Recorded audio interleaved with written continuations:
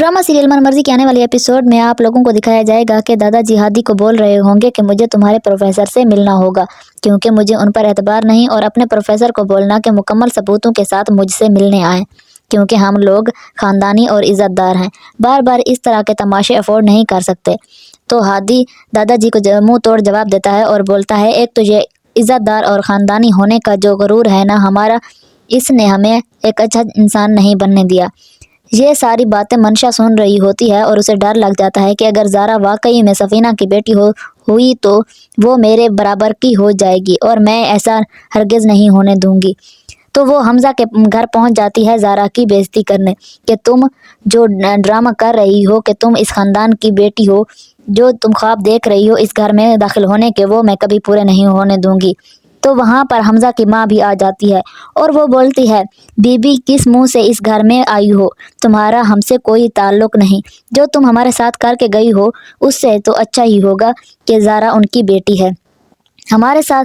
तो मंशा बोलती है कि मैं इस घर से भागकर नहीं गई थी, शुजा और मेरा निकाह हुआ था, इज़्ज़त से मैं इस घर से रुखसत हुई थी, क्योंकि शुजा और मैं एक दूसरे की किस्मत में थे। तो तीसरा हम बंदा कैसे हमारे दरमियान आ सकता था। तो पप्पू बोलती है, किस्मत उसे कहते हैं कि हमज़ा इस घर का दामाद है जिस घर में तुम चोर रास्ते से घुसी हो, और जहां तुम्हारी 2 टके की इज्जत भी नहीं।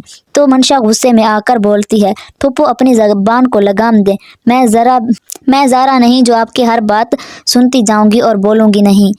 कल तक ये ज़ारा तुम आपके लिए 2 टके की थी और आज मैं हो गई। तो ये बातें सारी हमज़ा सुन लेता है और वो आकर मंशा के मुंह पर थप्पड़ मार देता। दूसरी तरफ दादाजी प्रोफेसर से मिलने के लिए आ जाते हैं।